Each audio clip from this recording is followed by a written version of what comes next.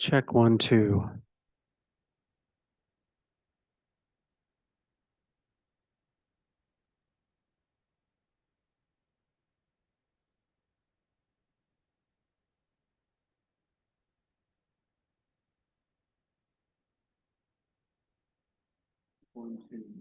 Check 1, 2.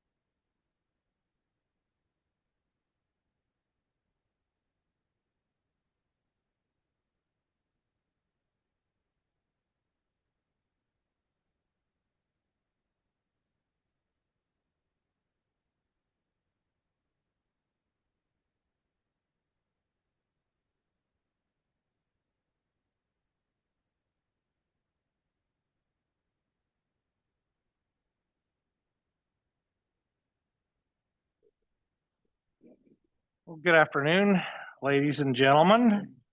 Appreciate you all being here. We want to welcome you to the January 20th, 2026 City Council work session agenda, the 4 p.m. work session. Let the record reflect that I see all council members present. And so we'll go through our agenda. So have you all had a chance to review the agenda for the 6 p.m. council meeting? Got the minutes. We've got council members Ritchie, Myers, and Graff ready for the minutes, right? Yep. Okay, we have 2 consent items. Any question about those? Okay. And then there's the unfinished business concerning the 211 Patterson rezone petition. Any questions about that? So, okay. We'll go ahead and start our work session agenda then. Sir, I do have a question about that. Oh, yes. Will there be a presentation on that Patterson property on that? My understanding, that's kind of what's going on today. Okay. Is that correct? Just want to Yes, there will be a presentation from administration on that. Okay. Thank you. Okay. All right, we have a Goal Foundation annual report. Troy Callentine, did I say that right? Okay, come on up and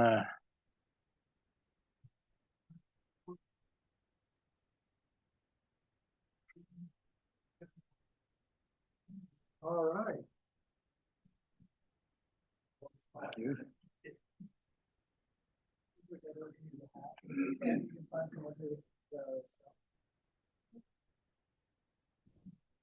Sorry, I wouldn't have clothes in my closet if it weren't for volunteer gear.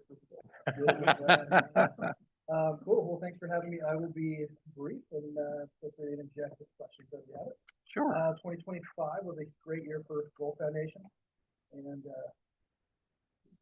okay, now I got the mic. And then how do I proceed forward? Spacebar? This as well. Try it now. Okay, Works. cool. There we go. Oh, gotcha. Okay. So Goal Foundation, our mission statement is to inspire the greater Ogden community to get out and live through participating, volunteering, or spectating outdoor sports, and bring people to the Ogden area to witness our mecca of amazing outdoor opportunities. And that we did last year. We hosted the Ogden Marathon, our winter running series, which starts up here in a few weeks. Northern Utah Trail Fest, and then a whole bunch of other great programming, which I'll go through here shortly. While we do that, a few of the things that we do along the way is we try and use our position to help benefit the community in other ways, just beyond the activities that we do as far as the marathon and the events that we host. So we're able to plant 23 trees last year through our green initiative. So donations and funds that come through a couple of sources help us do that. And that's in partnership with the Dancing Moose Farms at the top of the marathon start. We hosted 170 kid camp participants last year. That's mountain biking, hiking, and rock climbing that we put together. So it was really cool to see these kids get out, learn a basic skill set like mountain biking, hiking, or rock climbing, and hopefully carry that skill set forward through the rest of their life, and ideally perch up here in Ogden and use the resources we have available for that.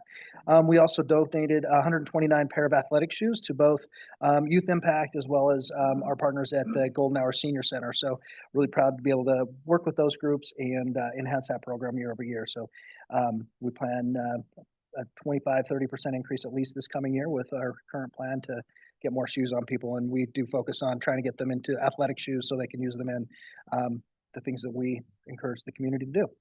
Over 1,100 volunteer hours were put together.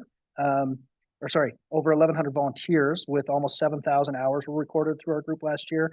And we also hosted 56 free community events. That's our community yoga that we do in the park alongside the farmers market. We do it at the Monarch, as well as we're going to be hosting it this year in the winter farmers market at Union Station. And those are free to the public to just show up and come. We hire the instructor, book the space, and we have materials on site as well for people to learn yoga and experience that little session. We had a great new partnership last year with our busing situation with the Ogden Marathon. We were able to donate $27,500 to the Weber School Foundation as well, which is designed for different initiatives. And last year they used that to build youth centers for some of the underprivileged youth that might need space to do things as simple as get a toothbrush kit or have a study place where they can go after school. So we're excited to be able to partner with that. We also awarded $5,500 in group grants through our programming and around $5,000 in scholarships total. $2,500 we did internally with our goal camps, and then a little over $2,000 with the Ogden Untamed program as well. So kids who maybe hit a roadblock and couldn't quite make it to a camp, or they may need some equipment, baseball bat, shoes, that type of thing. We've been able to coordinate with the Ogden Untamed program and help facilitate that. We rely heavily on volunteers, and our spotlight volunteer this year is Heather Turner. She's amazing. If you come to any of our events, you'll almost certainly see her there, either participating or volunteering. She truly lives the spirit of what we preach. So just some quick photos of some of the fun things we did last year. Kids Camp scholarships, again, the highlight for that is there's some testimonials here and inside the annual report for you as well. But some of these kids, they just might be on a borderline, be able to compensate or pay for a camp to be able to participate, and we're able to help facilitate that with a really low barrier of entry as well. We don't require tax returns or anything like that. It's a pretty easy and achievable type scholarship that we like to offer. We want everybody that is interested and able to otherwise be able to participate. So our signature events that Goal produces are obviously the Ogden Marathon. Ogden owns the marathon. We're fortunate enough to be able to produce it for the city and in conjunction with the city. Many of you folks I see out volunteering at the event or running in the event. And for its 1 to 2 day impact, the race itself plus the expo, it produces over $2 million economic impact just for that little weekend that we host it here. Huge thanks to the Ogden Police Department, the fire department, everybody that helps participate to make that race a success. For us, it meets our mission because we are able to get the local Ogden community, the greater Ogden community outdoors, either through participating, volunteering, or spectating at that event. So it meets all those marks. Our winter running series is coming up here soon. Last year, we had about 530 what we call winter warriors. These are folks who participate in our series, 5K, 10K, 10 mile, and a half marathon event, which kind of leads up to the Ogden Marathon itself. Great training program for the marathon, but also a really great way to engage with running in an outdoor event while you're at it. The Nut is the Northern Utah Trail Fest. That's in partnership with Trails Foundation in Northern Utah and Weaver County Parks and Rec. We hosted that last year for our 4th year in a row and had huge success. Just about a little over 300 race participants, but we had almost 3,000 people show up for the festivities that we have, which is a concert, free activities for kids and families. And a bunch of other nonprofits also show up and help host booths and spaces there too. So really great collaboration. Some fantastic photos of all the fun things. Our partner spotlight for last year was Ogden Valley Adaptive. Again, a great thriving organization here locally that really lives and breathes a lot of the same spirit that we do, encouraging folks to get out and live through participating in outdoor sports. So we partnered with them in a few different activities, but most notable was the Northern Utah Trail Fest. We held our first adaptive series race at the Nut last year, and we plan to do that again this year. We've got meetings set for later this week to kind of iron out those details. So just a few of the ways that we're able to impact the local community and get behind that mission of getting out and living. So looking ahead, we've got the Ogden Marathon scheduled again for this year. It's going to be May 16th with the expo on the 15th. We've got all of our planning meetings and municipal meetings coming up here shortly. We have relocated the expo down to the Union Station, so that will be there on May 15th this coming season, which we just love. The people will be able to walk out and see the beautiful 25th Street. Ideally, they walk up and patron the businesses there as well and have a good local impact economically the day before and of course the day of the event. So if you're interested in donating, volunteering, or participating, there's a little QR code and all the things. Selfish plug at the end there. And for the most part, that's it. We're a small staff of 6, but we're mighty with the number of volunteers and community support, municipal partnerships that we have. So again, we're really grateful for everything that Ogden City brings to the table for Goal Foundation, for us to be able to thrive in the community. It couldn't happen without everything that we partner with you guys with the marathon and everything else. And so, yeah, we're super grateful, and I open the floor to any questions. Any questions for Troy? He'd probably accept thank yous also. Yeah, no thanks needed. Again, we're just grateful to be able to operate and do what we do right here in Ogden with the support that we get. So you guys are fantastic. Well, I'll give you a thank you. I very much appreciate what Goal Foundation does for Ogden. It certainly fits in with Ogden's mission, and appreciate all the good work that you and your team do for us. Thank you so much. Don't hesitate to reach out if there's something we need to do different or better or bigger or smaller. Any of the above, we can make it work. So cool. I would just say, running multiple, different races and stuff, the Ogden, it's just, there's not a better race out there. It's the course is awesome, but the support and the volunteers, the whole experience is just so good. Yeah. And it was nice to have the expo downtown last year. It's nice to have, the Weaver State location's good and everything, but it was cool to have it all downtown. And yeah. Yeah, by design, working with Sarah Tolliver and Visit Ogden, that was a big part of that concept is, can we relocate that downtown to have a little bit better and more meaningful impact economically, as well as, on the days of, but also what we see most likely happening is those folks that come down, they get to experience Ogden maybe in a different way, and then ideally they rebook a trip for later on, they come back in the fall or for a winter ski trip or whatever, because they were so impressed with the downtown. Our survey results reflect a bit of that people, there's some questions in there if they would, if they plan to come back and revisit, and that the sentiment is high that they will. I did have a question. I don't know if you've heard, is there any feedback on some of the, for the hotels downtown at 3 in the morning or 4 in the morning when we're pumping music and getting people loaded on buses? Is there any negative feedback from people I that haven't heard any aren't negative aware of the feedback. marathon going on? Like, what's going on? No, we haven't had any negative feedback from the hotel specifically. We did have some, not last year, but the year before, we had some kind of traffic things that we worked through coming out of the Bigelow, because we book right in front of them and there's some people who had to get to work. We hadn't really planned. We planned for some of that, but not appropriately. The guy was late to work and really had to. And so anyway, so long story short, we've revised our plan for people coming in and out of the Bigelow so they can safely traverse out of there and not impede the closed intersection. They can still get out and manage that. So our traffic plan has been updated to reflect those changes so that that's not an issue. And the music, we haven't heard any complaints. I hope we don't, because that's a big part of that fun vibe. If you haven't been to the bus loading at that time in the morning, it's a weird thing to say how cool it is, but it's really cool. I have about 101 buses that get loaded in about a 45-minute time span. There's nobody on the streets, and then suddenly there's 6,000 people on the streets, and then there's nobody on the streets again in like an hour and change total. So it's pretty fun. Yeah, I was going to speak to that. I did get an opportunity to volunteer at the bus loading, and it was an impressive operation. It really was, and I've got an opportunity to spend time adventuring and riding bikes with both Troy and Alex, who's the operations director behind all of that, and get to see the work that goes into that, and it just comes off perfectly, flawlessly from everything I saw. It's really impressive effort to get that many people up the mountain. So good work on that. Yeah, thank you. Okay. Yep, there are some hats over there if anyone wants a hat, and then you know where we live, nearby, so feel free to stop by anytime. Thank you, Troy. Thanks for having me. Appreciate you. All right, next item on our agenda is Chief Subi going to make a presentation about the Ogden Police License Plate Reader. Welcome, Chief. Thank you. Appreciate that.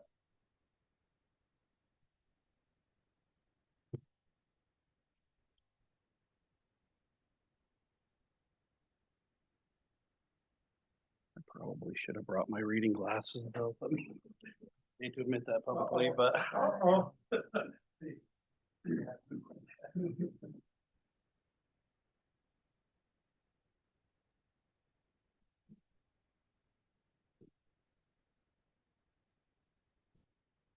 yeah, that's on the official record now. Well, thank you, everybody, and I appreciate the opportunity to come and meet with all of you and discuss the police department and city's automated license plate reader program. First off, I kind of want to lead out and just say that it is a partnership with the mayor, with the city on what we do in a police department. We're communicating regularly with the mayor, the CAO, about what we're planning to do. And it's very clear that the mayor is supportive of helping us get the tools, resources, technology out there to help make sure that we can continue to be kind of on the forefront of reducing crime. We've had a significant amount of success beating national averages on crime reduction. And there's no doubt that the mayor really helps push and support these technologies that we utilize. But on that same note, he also challenges me to make sure that we meet the law, we have our own policies that meet the law, and that we also follow the Constitution. And that's in anything, whether it's ALPR, some other emerging technology trend that's out there where, one, we're going to vet it first, but then two, we're going to make sure we hold ourselves accountable, as well as the mayor is going to hold us accountable to that as well. So today I'm going to speak to you, and there's a lot of information in here because I want you guys to know that it's open. We're open and out and very transparent about the use of ALPRs in Ogden City. So first, I really want to highlight that ALPRs, Ogden City is not on an island. We're not the only agency out there. There are tens of thousands of ALPR cameras across the country. And a few stats pulled off of the BJA, 75% of cities with populations of 100,000 or more have an ALPR program. When you hit 1 million or more, it's 93%. And it's across this entire country, but it's also across this entire state. As you can see, we partner with a lot of these agencies that have ALPRs because it is a tool. Criminals don't care about boundaries. They don't care about where Ogden City begins and where Roy begins. They don't care that they may have committed a crime in Provo and now they've come to Ogden. None of that matters to them. And for us, it's a tool to help us identify and solve more crime. And that's really what has come from this tool. But there's Department of Public Safety operates in Weber County Sheriff's Office, the Salt Lake City Police Department, West Valley, Heber. I mean, there's a lot of agencies within the state that are doing that, utilizing this technology. And so I just wanted to make sure that I touched on the fact that we're not out here on an island. I'll give you a quick rundown of the history of the LPR program here at the police department. I've been with the police department for 25 years. My whole career has been here, so I've kind of been through all of this in varying ranks and levels as this stuff was happening. But our ALPR, I'm going to say that wrong like 50 times. I think I got to like AARP at one point as I was repeating this. So back in 2008, we began our ALPR program, and that was a vehicle with license plate readers mounted to the vehicle, and it was used to patrol. Our traffic unit utilized it, our community policing bureau, our crime reduction unit. And it was used to go out, find stolen vehicles, identify vehicle registration violations, no insurance violations that were occurring in our city, as well as used in partnership with gathering data. Let's say we have data showing that a particular area within the city is getting hit by burglaries, vehicle burglaries. We may utilize that vehicle heavily in that area to hope maybe we pick up a car. Again, it would only be used if somebody gives us details of a potential suspect vehicle, and then we might have information that we could access and then lead to a lead in that. So it started in 2008 with that vehicle. Since that time, it operated for roughly 10 years. That technology became outdated, and that car's no longer in service anymore. And then in 2018, we entered into this Project Safe Neighborhood initiative, which is in partnership with the U.S. Attorney's Office. It was done through our crime analyst, our ATAC, the Area Tactical Analysis Center at the police department, gathering crime data to build a specific area within Ogden City that we partner with the U.S. Attorney's Office to prioritize potential federal charges on violent habitual offenders and drug distributors. So it gives us the ability to go after those individuals who are doing some of the worst harm in our city. And so we designated the Project Safe Neighborhood. I'll go into a little bit more of that. A little bit further, you'll get to see a map, so it kind of makes sense of what that means and then how that applies to the ALPR program. So initially, we operated for about 2 years, and then in 2020 to enhance and grow the PSN project, at that time, Deputy Chief Eric Young presented to the council about the proposal that we were planning to move forward with 20 ALPR cameras within the PSN zone to help facilitate those investigations. Again, going after the worst of the worst in our community. Through that initiative, our fixed ALPR program was born in 2020. And so multiple spots within Central Ogden, which you'll get to see shortly, of where those cameras were placed. So that came into fruition. Over the years after that, up till now, we've continued to get grant funding through the PSN program to help continue to enhance our efforts in the PSN zone.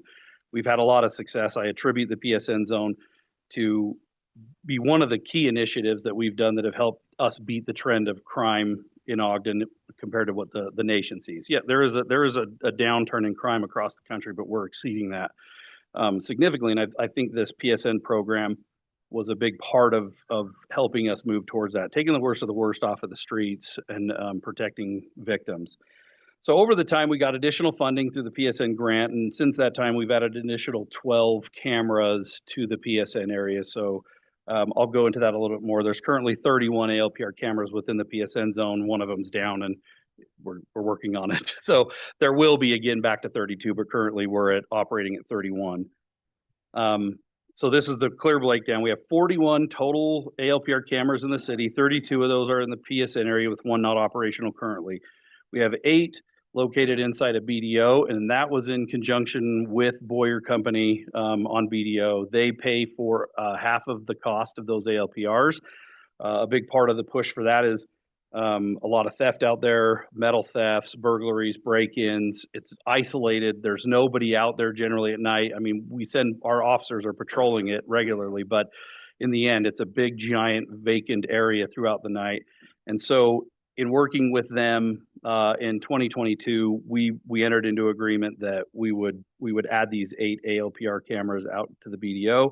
And then we have one mobile ALPR camera, which affords us the opportunity to deploy it based on crime trends. Again, like I mentioned before, if we have a vehicle burglary spree happening somewhere in an area, we may utilize it in that area to try to garner a lead.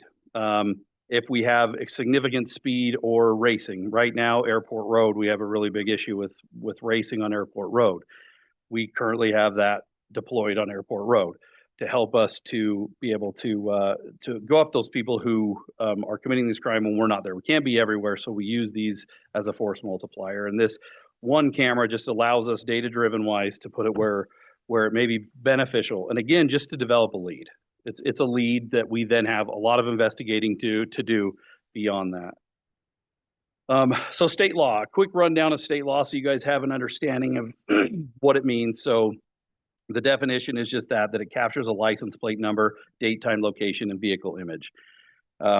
It's protected by, it's classified and protected information. So once we have it, we can't get it out unless you follow the proper procedures through GRAMA and things like that, or court orders.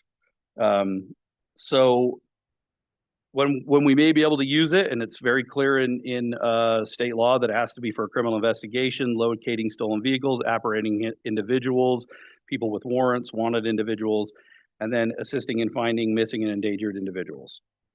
Mandatory safeguards, we must have a written policy in the police department for that, and it must be publicly posted.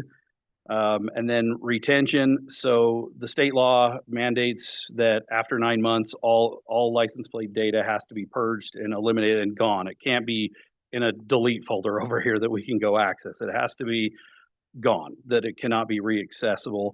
And then if somebody wants to get that, keep it longer than that period of time, you have to have a warrant or a court order or a formal preservation request to be able to maintain that longer than the time that is specified by law. The data we can't sell the data, it can't be shared, we can't give it to anybody unless there's authorization to do so. And then, like I said, it needs to be in an unrecoverable manner when it does go off of our system. Oversight and accountability. So the preservation request, as I talked about, that may hold something longer than the date that's up there, but then it's going to go through a judicial follow-up to determine if that record will be maintained. Same thing with a warrant. If we're going to request a warrant, a judge is going to authorize that. And then we must track lookups and searches within the system for at minimum 5 years. So we have to be able to have that data so it's auditable. Our policy. So policy 65 of the Ogden City Police Department is what governs our ALPR use. It's available on our website, meeting the state code. So anybody can go on there right to our webpage and see that policy. We have to comply with all the requests. All have to comply with state statute and GRAMA as protected classified information. And it's as mentioned in the other one, we do meet the standard that it is only for public safety and then investigations. Who has access? So our policy indicates that our graveyard supervisors, typically, like our sergeants, will have access to the system. And then our ATAC is really our central hub for managing our ALPR program. So the director, Dave Wheeloff, he oversees the entire program. Everything funnels either through them or a sergeant. No officers have access to the system. They cannot go in and search. I can't be driving around in my car and just start searching. plate numbers, I have to get a hold of the sergeant, or I have to get a hold of the ATAC. And then with that, we'll go into a little bit more of what that entails. But there are those checks and balances that meet the requirements of state law. And then for private camera systems, so if a company has a private camera ALPR system, we can access that, but only with a warrant. We can't just link that to our system and start getting some tow yards or parking lot. Maybe there's a paid parking for a corporation and they have an ALPR. If we needed something from that, we'd have to have a warrant. And not only that, they'd have to only be allowed to store the data for 30 days. So if their system carries it longer than that, then we wouldn't be allowed access to private data. Let's see. So as I mentioned, the retention can be no longer than 9 months. Our policy reflects that. However, we only have 30 days. Our system has a rolling 30 days of license plates. At day 31, it disappears to oblivion to never be found again. We can't go, it's in a random deleted file over here and we're going to go look at it. It's gone. So we have a much stricter policy as it relates to what state code is. And then let's see, extended retention request. Can I ask just a quick question on that? Is there a reason we picked 30 days and just where it's as different as it is? Just curious. Yeah, I mean, through our experience, this is a tool used for crimes that are actively occurring now. It's very rare that we're going to go back and look for something that is 6, 8, 9, 10, 12 months back there, right? It's stuff that's occurring now, people that are wanted now, crimes that have recently occurred. And so we're going to do that. Plus, it's easier for us not to maintain all of that data that isn't useful to us. There is no use for us to maintain data for and the storage needs for that. It's not a significant amount, but when you add roughly 5 million reads a month is what we average, 5 million ALPR reads a month, and you want to save all those for 9 months, that's a significant number, right? And so based on the investigative need as well as the evidentiary and storage need, we felt that this was, and we've had zero issues since inception of the ALPR program with them leaving at 30 days. So. And is that 30 days written into the policy 65? No. So it's what we've followed is the state law, specifically as it applies to our policy. We want to make sure that we have delineated that out. Now we've set our own internal controls and standards that say that they will be deleted, that they just delete at 30 days. So we wanted to make sure we met the state statute that those records could be preserved for up to 90 days before they're dropped, but we have our own internal requirement that they're dropped at 30 days. But no, it doesn't say the 30 days inside a policy. Inside the Ogden policy, Right. it doesn't say down there. No. Is there reason, or is it so it can be adapted, or that it's not written in Ogden policy? No, I mean, I think it's primarily because we've never had an issue where we've gone back. It's definitely something we could add that, and there's no reason why we wouldn't or potentially need to. The reality is just simply that when this policy originally was drafted, we made sure that it met and mirrored state law clearly. And then any additional restrictions we put on it ourselves were self-imposed, right? The state doesn't require us to do that. We made the decision to do that. And so it was an internal decision at that time. Doesn't mean we can't have additional conversations about the need or there would be value to changing that. Yeah, absolutely. We open to that conversation for sure. That answer your question? Both? Yeah. Hopefully I got, okay.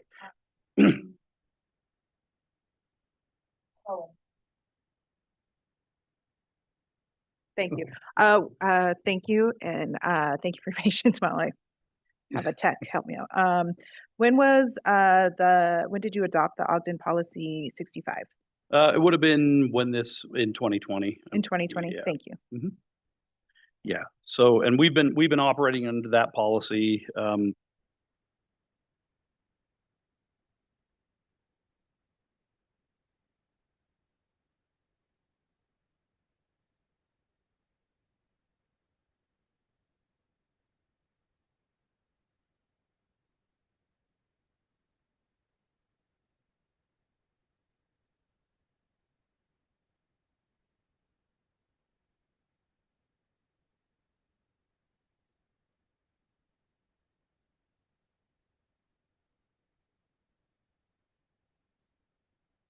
may I ask one more clarifying question? When it comes to the 30 days through the policy 65, does that remain in the cloud that with the state code, that they could still access that information, or it just gets deleted? It's gone. So no Okay. other agency. Nobody does that. It doesn't funnel into somebody else's system or into that. It's our system, we're tracking, we're doing this plate, it drops off and nobody. So if somebody calls me and says, hey, from July of last year, I need this one.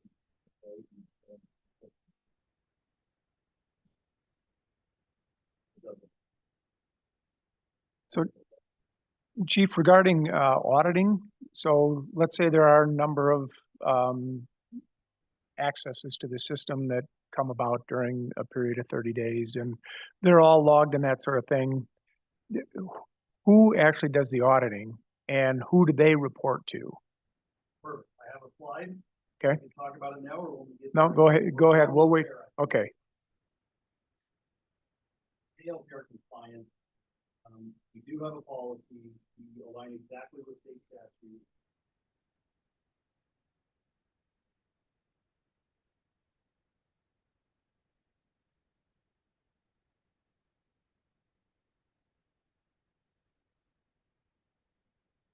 Can you hear me now? Okay. And so we have that much stricter rule with the 30-day retention. State law doesn't require that you have a central point like the ATAC or a sergeant be the overseer. There are agencies that officers can search and do whatever they want. We do an extra step to have that protection because what the system is, and we understand what the community would expect of us to protect that information and use it appropriately. So we have those things in place. On every one of these, at minimum a case number or the CAD call, which is a case call, like a dispatch call number, would have to be entered in if there was a search or lookup, and also the crime type. So there's a significant list of crime types, and you have to indicate what those are before you can conduct those search. There's nothing in state law that specifically states you have to use a case number or anything, but we do that to ensure that we're accountable to everything that's done in the ALPR system. Centralized data management, I talked already about that, why we do that. That's not a mandate by policy, by state code, but we require it. And then explicit confirmation requirements, it alludes to it a little bit in state law, but it's not explicitly written. We require our officers to double check everything. If you get a stolen car hit and you happen to be driving by and get the notification that a stolen car drove by the ALPR, you have to verify that the picture that it shows of the license plate matches the number that was ran for stolen. And if it does, now you can say, okay, and then you can verify that data, right? They have to do that. Or if it's a wanted person, it says they had a warrant. Well, we have the obligation to verify that the warrant still exists, that it was accurate, and that the plate number it ran was tied to the person who actually, or tied to the vehicle that it was run to, because they're very accurate, but they're not perfect. So you may have a plate that hits the wrong number, and an officer is obligated and required to verify that the matching hit matches the plate picture that was taken. Bottom line is, it is investigative tool only for us, and then we have additional controls and oversight, which state law doesn't specifically and clearly delineate, but we do internally. Chief, can I ask you, are these areas where OPD is more restrictive than state law? Are those written into the Ogden 65 policy codes? Yeah, I believe several of these are going to be in there. I don't know that we get down into the minutia of like the case number and CAD call, but I believe it states you have to have a case number. So it may not be written out exactly how I've written it on this document, but the policy does provide these same guidelines, like the requirement to verify. That's within our policy. We have those mandates. So, next, auditing. So auditing. We have at the Ogden Police Department a full-time audit and inspector. That's their sole purpose. Ultimately, they work on policy, they work on auditing and inspecting, and they work within our Professional Standards Bureau. So we have a lieutenant who oversees our Professional Standards Bureau, which involves internal affairs investigations, complaints, use of forces, as well as our accreditation through Utah Chiefs Police Association, and then auditing on varying things within our organization. So the ALPR program, we do conduct audits, but we more frequently have done spot checks. So Director Wheeloff has the responsibility of going into the system on the back end and verifying when searches are done and if we're being compliant with what the state law requires and what our policy would require. And so that audit is conducted by that individual. We did an audit in 2021. We didn't find any state violations or policy-related violations during that 2020 audit. He's done numerous spot checks since that time. There is an active audit going on with the ALA program currently right now. I think we're probably a month into him doing the review of this audit. They're not phoned in. They're not like we do a day. We just pull up a thing and look for a day. When we're actually talking about the full audit, there's going to be a much deeper dive to really make sure that we are doing the right things. And if we're not, we need to make those changes. Doing this also made me realize, much to your questions, is that we didn't explicitly state our auditing process within policy. So that is in the process of being updated. And what I've set up is that biennially we will be doing an audit. So every 2 years there will be a full and complete audit with every year multiple audits will delineate the number. Likely at minimum, probably quarterly, that the department or the director of the ATAC will conduct those reviews and spot checks to ensure compliance up until we get to the audit. Biennial was chosen because that's not uncommon in a lot of the audits that we do in our police department.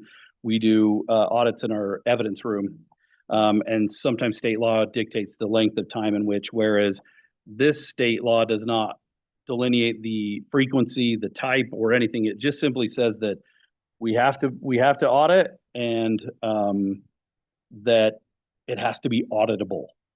So that the data has to be audited. We're retaining it for the length of time, 5 years at minimum, to be auditable. Did that answer most of your questions? Yeah, how many contacts with the plate might you accumulate over the course of 2 years that you have to audit and tie back into verifying that they were legit?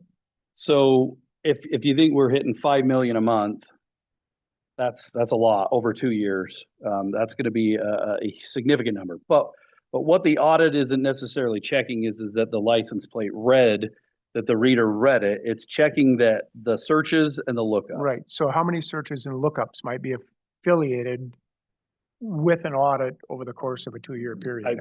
I don't have that answer. I don't want to wing that number, but that's definitely something I can come back and get with the Director Wheeloff to let you guys know on average how many lookups and searches we get a year. I'm sure it's a fairly significant number. Okay. When we're not going to be able to go through every one of those, but we will ensure that a wide variety of case types and things like that are utilized to check compliance with state law and our policy. So the audit is a sampling, not every single one. Yeah, we would do a sampling of, and that's traditionally like when we do an evidence audit, we do a sampling of a wide variety of cases that get entered in. You'd be doing an audit for 2 years if we looked at every, right? And so that's why those in between spot checks and reviews are important, because if something starts to emerge before we get to the full audit, we want to catch it before that time, right? And obviously, if somebody were to file a complaint or make a complaint alleging an officer did something outside of policy, we're going to investigate that. And if it applied to the ALPR program, we would look at that. I don't think I've ever received one, but doesn't mean it couldn't happen, or somebody states that they utilize the ALPR system, and then we'd look at that specific case and make sure that if it was it utilized in compliance with state law and our policy. Thank you. On that same note, as I was kind of researching and preparing for this, I came across on transparency.flocksafety.com /Spanish Fork, we can see that they have sort of what's called a transparency portal. Okay. So Spanish Fork, Lone Peak, and all of these, Boulder, Colorado, are very similar in nature. It looks like something that gets turned on by on the back end of Flock, and it answers some of these questions. So, for example, Spanish Fork, it says they also only retain data for 30 days. They have 8 cameras. Almost 200,000 vehicles in the last 30 days were detected. Hot list hits in the last 30 days, 198, and then searches in the last 30 days is 23. Beyond that, Boulder, Colorado's has in their Transparency portal other organizations that are granted access to the Boulder, Colorado PD data and has lists there as well. And I was wondering, can Ogden City have a transparency portal? I have no problem with that. We currently have a use of force portal. You can go on our website right now and see every use of force. You can see the outcome of the use of force. You can see the type of use of force. So I don't think there's anything different, that it's something we couldn't potentially look at as an option. It looks like something that's run through Block, you know. They all probably have an websites internal look system similar. that they would allow us access to, but there's also, we probably have the ability to build it within our own system. I know that the city itself is starting to create a transparency dashboard for a lot of different topics, from what the police department is doing, fire department, CED, public works, all that. So it potentially could be brought into that, which is what we're doing with our use of force too, is it's being brought into that same platform. So I think there's an avenue there. And there, like I said, I'm very comfortable with how we operate the ALPR program. And are we perfect? No, but we're going to be accountable when we're not. And if somebody chooses not to be utilize the system appropriately, we'll identify them and we'll address that issue for sure. So the transparency side, no concern from us. So I'd welcome to that suggestion, and we'll look at it. Other questions there on the auditing? And just so you're aware, the state law does require that we have to have up to 5 years preserved, at a minimum 5 years, but we don't delete anything. So when it comes to the searches and lookups, so we have beyond 5 years, which is a little bit more strict than what the state law requires. Touched on that. So what I want to make it very clear, what ALPRs do not do. They do not have biometrics. There is no facial recognition. There is no live monitoring. I can't watch a camera as cars drive by and it picks off plates. There is no video recording. There is no video for us to record. Our system doesn't have that, doesn't have access to that. These are individual snapshots in this photo. These photos you can see here. These are ALPR reads. This is a typical image of what you're going to see. Will they at times potentially take a photograph of a person, an occupant, a pedestrian, a driver? That is possible. It is very rare because all of our cameras are positioned to catch the rear plate. So it's very rare. Where we do see it is on a rare occasion, somebody may make a right turn and take it a little bit wider, and there's a camera catching the opposite direction and it catches their front plate swing. So it might catch it there. But again, that is a very small number and small percentage of the total. The vast majority are going to be these. And looking at this image, all you can really get from this is the color of the truck, the type of truck, rough. You probably, you'll get the year because you have the plate number, but you're not ultimately going to be able to see who's occupying it, who's driving it, who's in it. And honestly, I'm in that vehicle. So I just had them check my vehicle. So it was in there, but you can tell that there's nobody, you can't tell. This is the typical image that you're going to see in an ALPR read within our department. If a person is inadvertently photoed, we can't search that. I can't look for a person. Now we can look for car colors. We can look within a date range for a vehicle make, style, or a color, right? So maybe we have a hit and run that somebody says it was a black sedan, and looked in the 90s model and it was traveling westbound. So we get on that ALPR, we search that little window, and boom, here's four vehicles. One's a 4-door, one's a 2-door, this. Then we start narrowing it down, and then we're like, okay, right? So we're developing a lead. It doesn't give us the suspect, it just develops a lead. But that's all we can access. So ALPRs can't do anything beyond give us a lead. Or, of course, if it's a stolen vehicle, tell us it's a stolen vehicle, something like that. Sorry, did I cut somebody off? I apologize.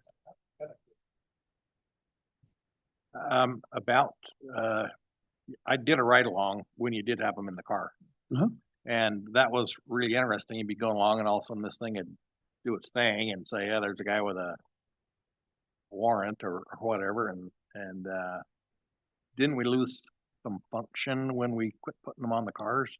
No, I mean, just the mobility, but we didn't lose the potential for the trigger. So we still will get an alert. So it'll send an alert to all the officers that a stolen vehicle just passed I see, okay, 30th and Wall.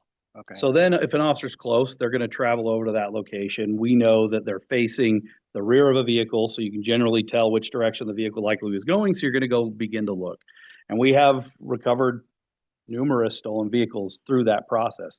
But also we're not always right there. And so unfortunately we may miss some, but then 2 minutes later, it triggers at 6 blocks away. And we're like, okay, so now everybody's already looking for this vehicle, right? So it helps to start to triangulate where a stolen vehicle might be, or a wanted individual, right? Or heaven forbid, somebody who's kidnapped somebody or involved in a homicide, right? Like those help us to identify it. But the only difference we've lost is the mobility, that you can't be driving around or target a whole area. Like used to be able to take that car around and pick an entire neighborhood and drive through it.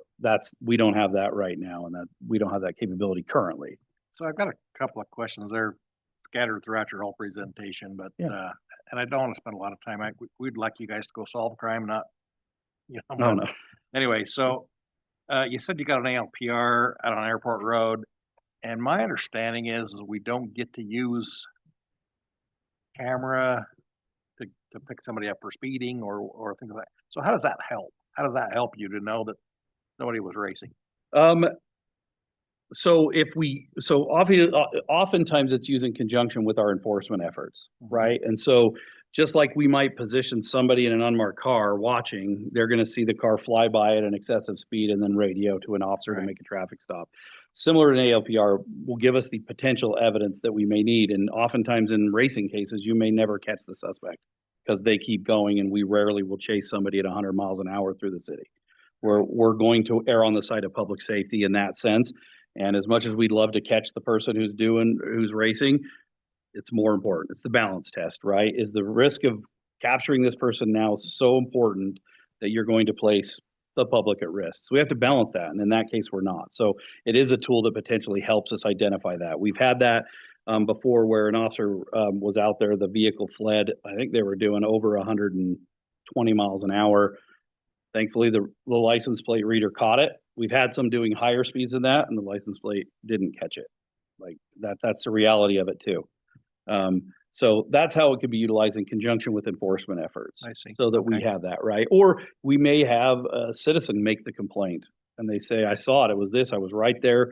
There was 2 cars, they were racing. We could potentially go back in that little window and see, and then use that to track it, which that takes a lot more investigation because now we're gonna have to go interview, determine who was driving the car, all that, right? It's a lot of work, but it's a tool that, it's dangerous.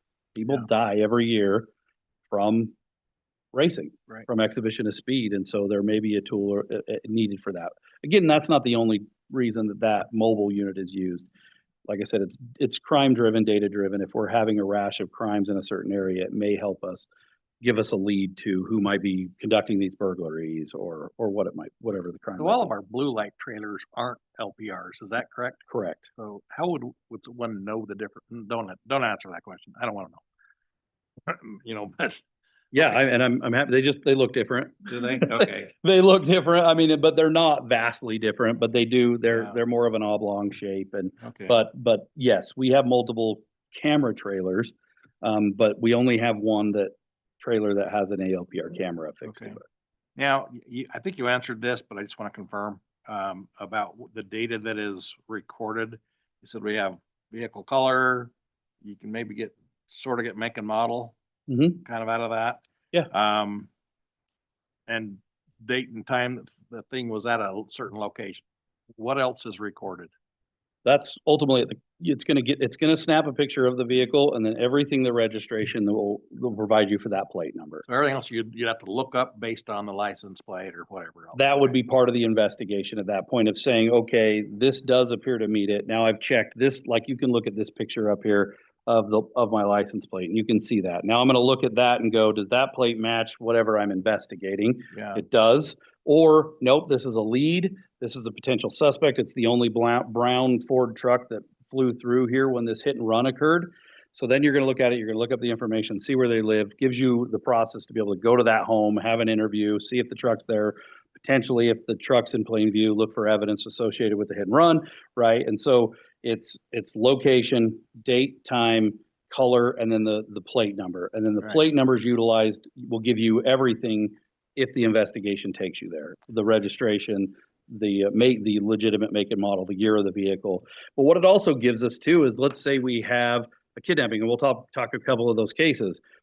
It's gonna say, well, this truck's interesting because it has this unique hitch on it, or, oh, there's a big sticker in the back window, right? If I just tell people it's a brown Ford, there's probably, you're gonna probably see more brown Fords than you've ever seen in your entire life when you start looking for brown Fords. But then when you can say top left corner rear window, there's a circle shaped sticker. Now you're starting to say, okay, our suspect potentially is this vehicle. And now officers have a better idea of finding that potential suspect vehicle and solving a potential crime. Another scenario that when you guys originally presented this back in the days, if I remember right, you said, okay, this helps us in that if there is somebody that's maybe a home invasion robber, and they rob a house on that street, and then a week later they rob a house over there, and it goes on, you can then say, okay, what license plates were in every area during that approximate time? Seems like maybe a 30-day thing might limit you in that. Is that an issue, or is that? I have this, you guys are asking some of the same questions I've asked, and I sat down with Dave Wheeloth, our director of the ATAC, and asked that question of is 30 days not enough? And he said he can't think of a single case that has ever been compromised because we let it drop off at 30 days. And if that's the case, then I don't see a need or a desire to alter or change what we're doing with that data. It's gone in 30 days. Like what you're talking about, it may be a rash, but ideally we're involved immediately in that. If we know there was a home invasion at this house, and then 2 days later there was one 3 blocks away at this house, yeah, you're right. We would potentially go, okay, during this window, and there is an ALPR that's relatively close to this. Again, that also is a requirement, because if it's way out north, out in Ron Claire, we don't have ALPRs right there. So it may not give us that. It is focused on the PSN area downtown. But if it is occurring in that area, we would utilize that potentially to help us at least gain a lead, something we can follow up on and potentially find a suspect that otherwise we may never be able to. Okay, thank you. That's my question. So I appreciate your answer. So Chief, there are 8 out at BDO. There's 1 that's mobile, and the remainder are located where? Are they in a defined area? Yep, I'm almost there. We'll have a slide I thought- with a picture Gotcha. and everything. Yep. So we're almost there. So I just wanted to give everybody a quick idea, understanding of where the PSN area is. Everything in blue is what is considered the project safe neighborhood. So if you look at that, it's Washington to Monroe, and it's from I think it's 40th Street, and South Ogden to 12th Street. And then there's a corridor that goes out West 21st Street. So not all of that is within the city. So you can see that the PSN is made up of ultimately 3 cities at this point. I'll talk a little bit. Well, that was updated in 2021 when we added South Ogden. The original one didn't have the South Ogden portion to it, but through data and research, we worked with the U.S. Attorney's Office, and they agreed that it was worthy of extending it into South Ogden, the PSN area. So you have a good understanding of where the PSN area is.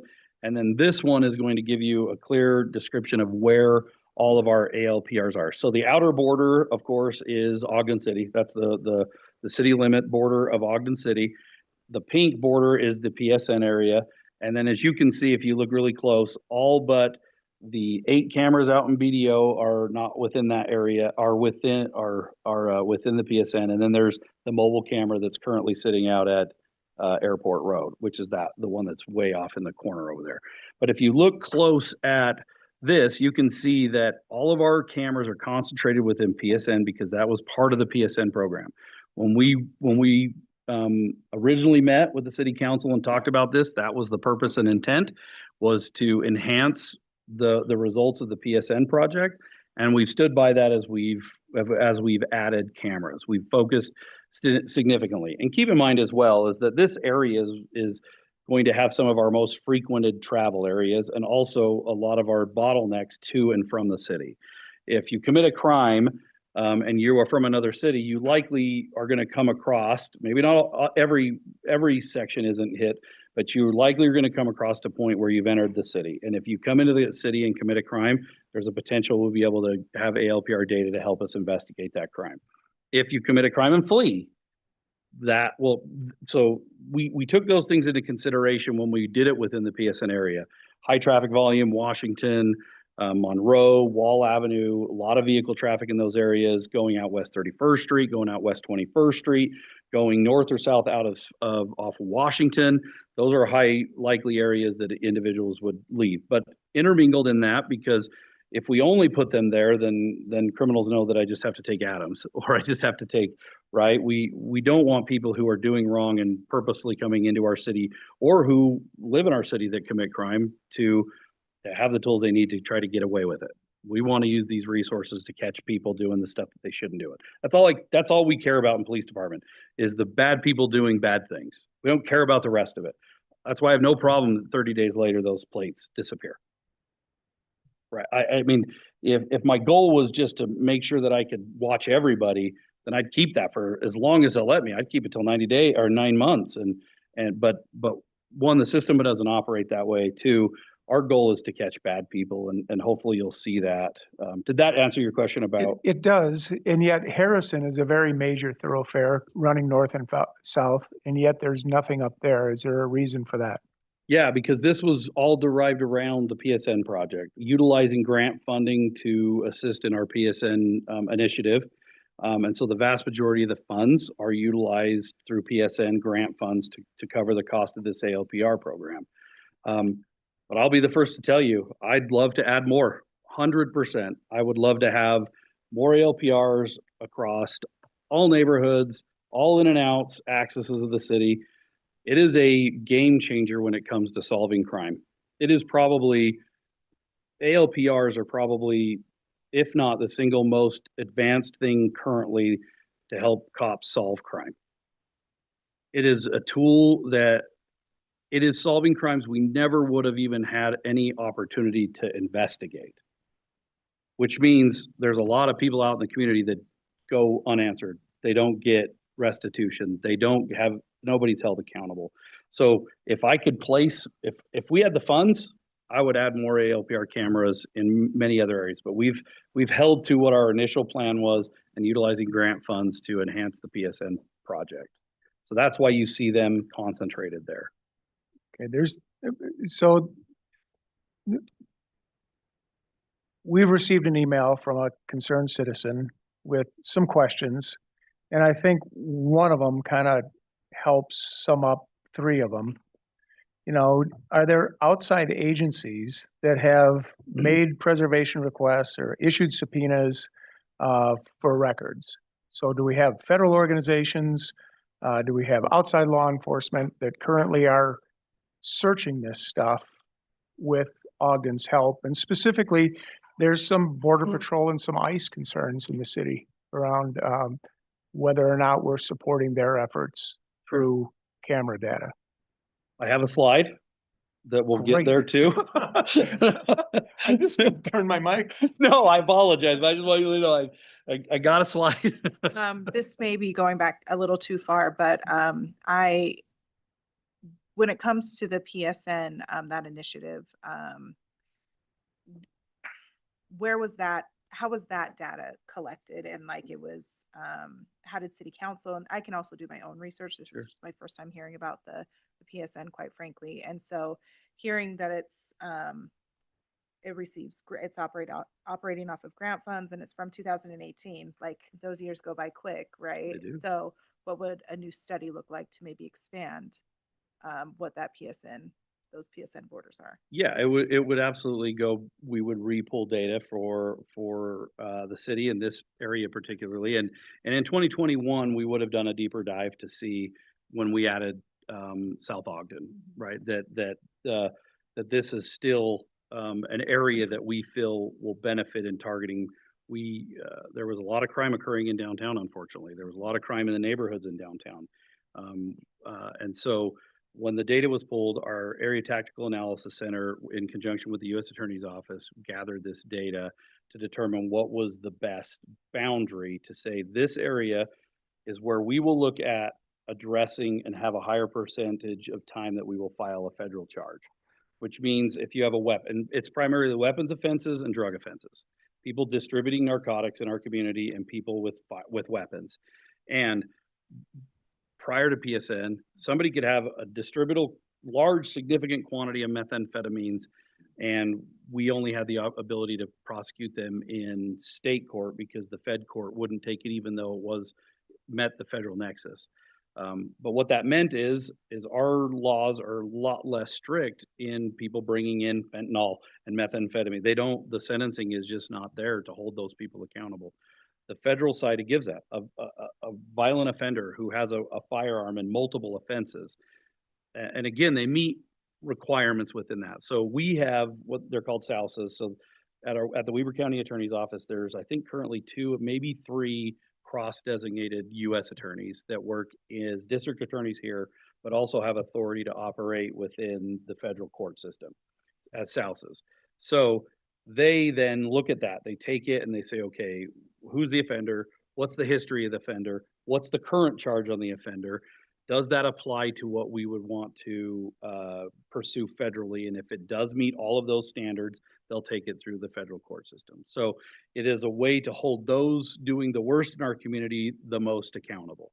Not the user, not the individual with a baggie of meth for personal use, not the first time offender in a violation. It is going after those people who continually and habitually victimize our community is what it's meant. But there's those balances that happen when we look at it. So I think last year, maybe Deputy Chief Ziegler, you could tell me, I think we had, how many cases do we have federal filed in PSN? Do you remember? Was it 40 total for last year? Yeah. And so again, it's not some like thousands. We have a lot of cases that happen every year. So you look at it, it's less than 1%, but that's typically it. The worst of the worst are typically less than 1% of our community. And so this initiative makes sure that we address those individuals. Hopefully that answered your question. So sharing and partnerships. Yep. So state and local sharing. We do have mutual sharing with about 32 agencies in the state. I think Councilman Lundell, I think you mentioned a few of them in there that we have some partnership. I think you said Lone Peak and things like that. So we do have those partnerships, but that doesn't change the fact that they still have to meet requirements to meet the state law, that they can't arbitrarily just search whenever they want. And it's tracked and it's logged and it will be there. It's auditable. We know that it's happened. And then they also, as I think the question was asked, only last for 30 days. So maybe their system allows 9 months, but our system only allows 30 days. That's all they're going to get. So if they ran a 9-month check, anything beyond 30 days for our system, they wouldn't be able to see or have access to. Let's see. And so again, everything we'll have in a search and a lookup through ours is going to have a case number or a call CAD number, including a crime type. And then we also retain those lookups. So if there were ever a question, concern, or issue, we can go back beyond 5 years, which the state requires to show or see if there was. And we would hold that individual or those people or that agency accountable to not meeting the state statute. Federal sharing, no federal agencies can see our reads, have access to our reads, search our leads, can look up our leads. There's no federal agency, that's the FBI, ATF, DEA, ICE, HSI, none of them have direct access to get this information. They can make the request, but they have to meet the standard. What's the case? What's the case number or call that you're associating this? What's the crime type that this is associated with? And we have the decision or choice right there to make determination of whether we would cooperate with them and provide that data or not. And if it doesn't meet our requirements, that there's a case number, a CAD call, and a crime type, we wouldn't provide them that data. Otherwise, we will. We will provide. We have great partnerships with all those federal agencies, and we're supportive in that when we're going after bad people committing crime. So, Chief, I have a question. Are there are there local agencies that do through Flock share their data with the federal government? I believe under recent changes through Flock there isn't the ability to do that. Now, I can't speak to every agency, unfortunately, because every agency has their own policies and procedures pertaining to their ALPR systems. But my understanding of the current system, particularly Flock, is that federal agencies now no longer have access to any of these systems without request. Yeah, okay, I think that answers my question. Apparently there is a feature called National Lookup that's apparently not able because it says we're only sharing with 32 local agencies. Yes. Do we know if any of those other 32 agencies have the National Lookup on, which would effectively make it so they could use our data to share broader with other agencies? Yeah, potentially there are other agencies, and the reality for us is that it's all being tracked. We know, like we can know that they're doing it. They're looking up this information. But I don't believe that applies to the federal side. So the National Lookup applies to agencies outside of your home state. So if I want to see what's happening in Colorado, if I don't have that enabled, which we don't have it enabled, they would request it from us to access it. If I had it enabled, Boulder PD could do a search and potentially see. Like, that's what we operate within the state, but not outside of that. So our data does not have the National Lookup access. Doesn't mean somebody else couldn't have that, but that doesn't mean they can necessarily access our information. Quick question. Do these federal agents send like a list from cases, or is just depending the case and meets the metrics, or how does work? It would be, I'm not aware of any circumstance where we've been given a list of cases or it's always been one-off. An example, Gabby Petito. FBI was investigating that. She was known through a photograph on Instagram that she had been in Ogden. So there was requests related to ALPR hits associated with her and their vehicle at the time, right? So it was an individual request in that case. And I'm not aware of ever getting a federal case where any agency, whether it's Immigration and Customs, FBI, ATF, that they've handed us a document and said, tell us all this. It's very case specific. And then even if they did hand us a list, we're going to go through each one of them and we're going to say, what's the case number? What's the call? What's the crime type? So that we have that logged. Because if somebody is doing something nefarious, it's going to be logged, it's going to be tracked, and we will assist in holding them accountable. That's it, right? Like we will assist them in being held accountable if that is a fact. If somebody is using the system nefariously, we won't hinder that, hide that, or we'll do everything we can to prevent it. Make sense? Sorry, one more question. Yeah. You said you don't think other agencies have the ability to share, or that the federal government can look up their data. If you could return and confirm that. Yeah, absolutely. Yeah, I had a conversation with Deputy Chief or Director Wheeloff today about this topic, and he said that they were turned off, but I will get the verification from them. Yeah, I think Specifically, that's the only reason why I say I believe, because I don't want to. Sure. I'll get the double check, and you'll have a very clear answer. Yeah, I think we just want to be clear that none of the agencies we're sharing our data can then therefore the federal government can be looking at our data through another agency. Through a back door. Yeah, absolutely. And speaking with Director Wheeloff, that isn't possible, but I have not talked to the company to just get that verification this afternoon. So, but I'll get it and I'll be able to get you guys a very clear answer on that. So I want to show you how LPRs work for us in Ogden and the real value and what they bring to us. And so I'm going to go through I'm not going to go in depth, but just a quick understanding of it. So most of you are aware of the kidnapping case that recently occurred here in Ogden. A 13-year-old was taken by a registered sex offender, taken across state lines through Wyoming into Colorado. ALPRs were instrumental and critical in apprehending that suspect and recovering the child safely. Literally, the ALPR hit was within a half a block of where the suspect vehicle was located at a hotel in Colorado, and that suspect was taken into custody, and the child was safe. In 2020, we had a 10-month-old sitting in a vehicle that was stolen. An individual stole the vehicle, inadvertently didn't realize there was a child in the back seat. took off, didn't stop.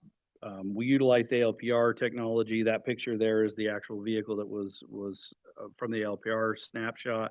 It gave us a clear description of what the vehicle was, so we could put that information out. We had an ALPR hit showing that it was leaving the city. It was leaving, I believe it left out West 21st Street. Through that, officers were able to begin going that area, get Weber County Sheriff's offices responding out to that area, Roy Police Department, any of those Western agencies to begin looking, and then also provide information out publicly that this suspect vehicle had gone that way, so that if the community saw anything that they could report or engage.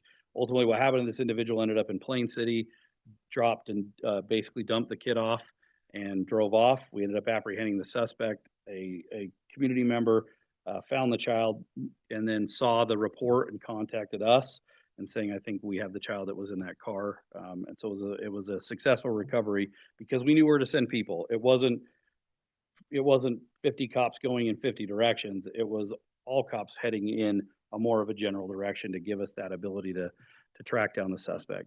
Homicide recently and horribly, we had the student who was killed near Ogden High School. Through ALPR cameras, we were able to get a good identification of that vehicle and then couple that with private as well as public camera systems. We were able to track the location and where that vehicle had gone, leading to the victim being found at Ben Lomond High. ALPRs made that possible. We had a suspect vehicle rapidly because of the ALPR program. Homicide in 2025, an individual was shot and killed on Child Avenue, no witnesses. The individuals there, ALPR's data was searched for the time of the alleged crime, came and found a potential suspect vehicle, and then subsequently through that investigation identified likely the owner of that vehicle was the suspect. Through additional help with the ALPR system, the suspect was found at a hotel in Las Vegas. We would have had no clue that he was in Las Vegas. We would have been driving around our town hoping to find it or waiting for an officer to happenstance into this individual, likely once we had a warrant for their arrest. So it's making cases more rapidly occur. We had a homicide where an individual shot into a car at 12th and Harrison, killing an occupant of that vehicle. ALPRs led to a clear identification of that vehicle, potential suspects. Through investigation beyond that, suspect was arrested related to that homicide. Child abuse homicide. An individual took his child to California, came back, didn't have the child with them. Foul play was suspected because the mom was in custody at the time. ALPRs were able to verify the travel location of the driver. Sadly and horribly, ALPR was utilized to put the vehicle in a particular area, and then other surveillance cameras were able to actually video the suspect disposing and dumping his child in a dumpster. But that would have been an extremely difficult case without ALPR. We would have been months, if not years, of investigating to bring that to a conclusion. If we are kind of Okay, I can whip. time a little bit, so Yeah, let me you can just. kind of Reader's Digest this part. If Well, I'll let you guys have probably seen this, so you can see we've had a shooting, an aggravated assault, a hit and run fatal accident where within an hour we had the suspect in custody where we would have had nothing. We had a very vague vehicle description. During that time frame, we were able to get it. We utilized even thefts, violations of order, distribution cases. A large fentanyl investigation was key. The ALPRs were key in getting that. Methamphetamine distribution case. Bringing from other places, the meth from Salt Lake, Las Vegas to Ogden for the fentanyl. And then this is just an interesting, I want you guys to know, is that it also can be used to exclude somebody from a case. Witnesses at the scene of a fatal hit and run had indicated that they believe this individual in this vehicle was likely the suspect. Well, we used ALPRs to verify the alibi of the individual that they weren't there. That there were ALPRs showing them they could not have been in the location of the fatal hit and run at the time of the hit and run. Great tool. We were able to exonerate somebody who people were pretty clearly stating was the suspect. And then much more. It doesn't have to be the homicide, the kidnapping. There's thefts that are getting solved. People are getting their property back. Bicycles are being recovered for people. Gas thefts are being solved. They seem minor, but organizations and businesses rely on us to go out and solve these crimes. And this is a tool that, but it does get more. Sex offenses, domestic violence, when the suspect flees the scene, we potentially have a direction or location of travel where we can go and attempt to locate a suspect. Hit and runs, we average about 500 hit and runs a year. Sadly, only about 150 of those come with a vehicle description. But with those 150 now, we have a tool. And we're solving 75 to 100 of those 150 that have a vehicle description. Otherwise would never likely be solved, or, we'd probably be looking at maybe 25 of those 150 that would be solved. Huge tool that we never had access to before.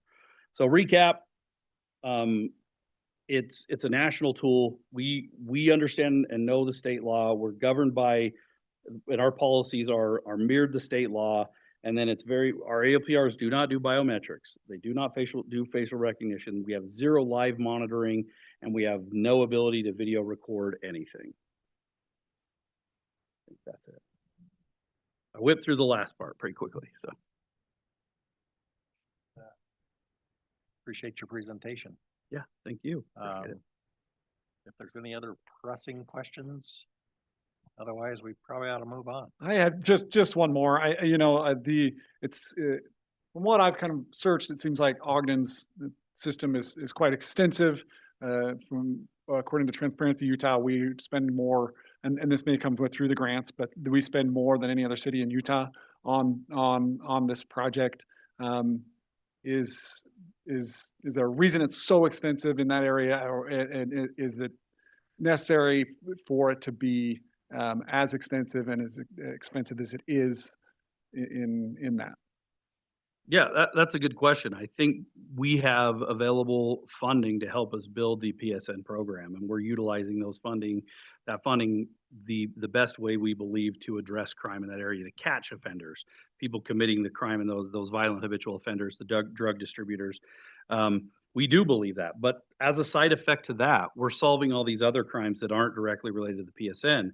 But we're keeping true to our word that this was part of the PSN project. We're utilizing PSN funds to do that. And that's why I said I'd love to add more, and I would. I'm not going to hide from that. I'd love to add more and increase our cost, but that means I got to come and ask for money, and I'm not doing that because I realize there's everybody needs money, and we all have projects and things we need. And so right now there's other priorities that we're not going to put more money into, but we're going to use the PSN grant funding to its maximum capacity. So in your mind, it's the most cost effective way to use those funds. Yeah, building that out in that way. I do. I believe it is. I believe our success is because of that. And I'm Deputy Chief Ziegler could speak even more to me this, but he was over our investigations bureau, and I've heard him say it time and time again that it really is the biggest advancement in investigative technique in decades of being able to get suspect information and create leads. It's highly valuable to us, and that's why we added those additional. When we had 20, we added 12 more.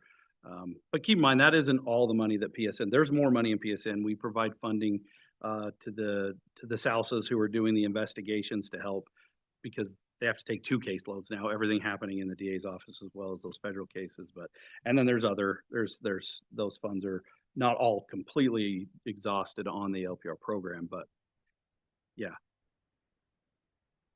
Thanks. All right, I think I'm done. Great, appreciate you. Thank you, guys. And if you have questions, feel free to reach out. Happy to answer those questions for you. So thanks, everybody. Thank you. Appreciate you.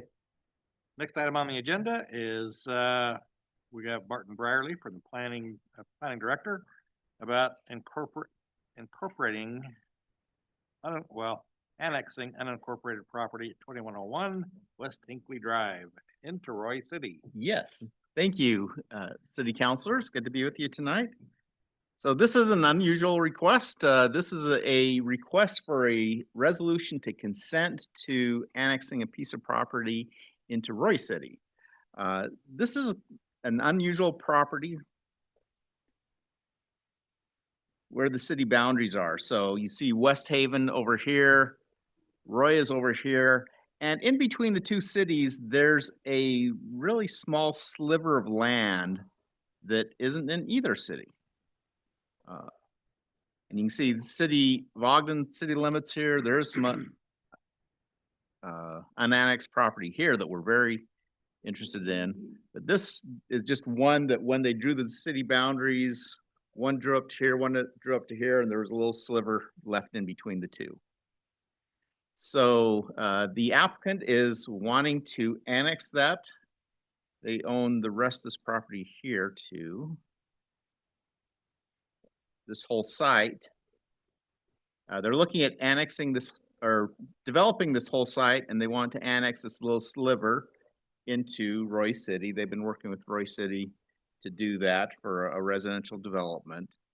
And it so happens because it's within 5,000 feet of the Hinckley Airport runway, the state law requires that you get a resolution from the city council of the city that operates the airport to consent to that annexation. Now, this was very important on the other property that I mentioned up here. I know the city councils actually wrote a letter to Roy City when they wanted to include that in their annexation policy plan, and you said, no, we're very concerned about that. And you actually wrote a letter to them indicating that you did not want them to annex that property. But this one, so we looked at, is this really a concern for the airport? And that's the big thing is you wouldn't want, for example, an annexation that would do a very tall tower right at the end of the runway or a very high occupancy use that people might, if there were ever an accident that might be affected by that. So this is our opportunity to weigh in on this. And in this case, we really don't have any concerns about it. It's far enough from the airport. It's not directly in the flight path. You can see there's a considerable amount of residential development between that site and this. It's not in our annexation policy plan. It's not something that we'd ever think about annexing. So, so staff's recommending that you consent to the Roy annexing it if they want to annex it. So is there, looking at your map, there's a closed runway 725, which has pretty well been closed for a long time now. Yes. Isn't likely to ever reopen. Looking over there, Jared, he's Yeah, it's not as our a airport. pilot, I liked that one, but as a city council member, I understand its issues. It's just way too expensive for its value. But even if it were to open, that still wouldn't affect that, would it?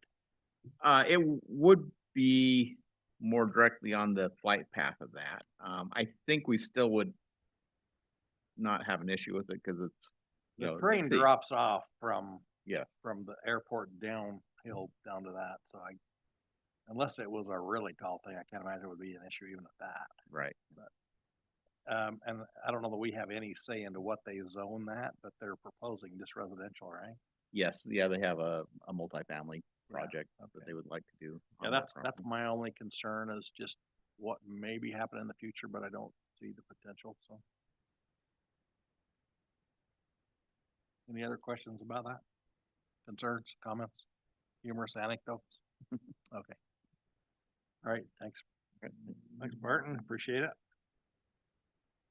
All right, Zone Ogden update.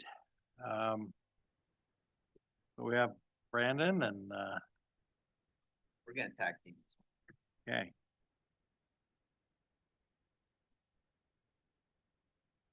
If you want to grab your dinner, maybe it might be a good time. I'm going to. Dinner and a show. Yeah, you can be the show. Oh, yeah, well, actually, I only know the songs. I never saw the show.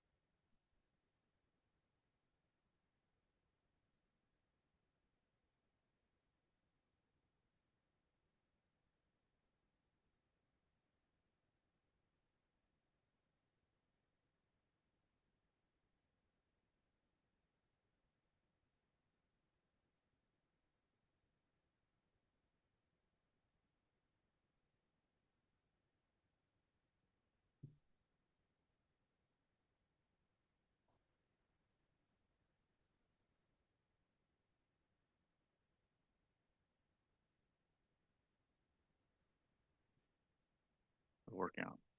We should have John Jansen from the consulting team online to answer questions also, so.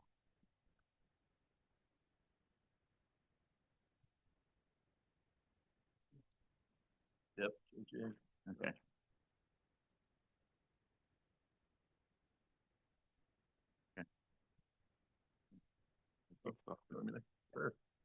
Yeah, thank you for the opportunity to come back to you. We went through quite a bit last time talking about the Zone Ogden Development Code update. So yeah, we have 5 topics that we'd like to address with the committee today. The council. Apologize. Let's see if I can get this thing to work. Yeah, this is probably the right thing, maybe.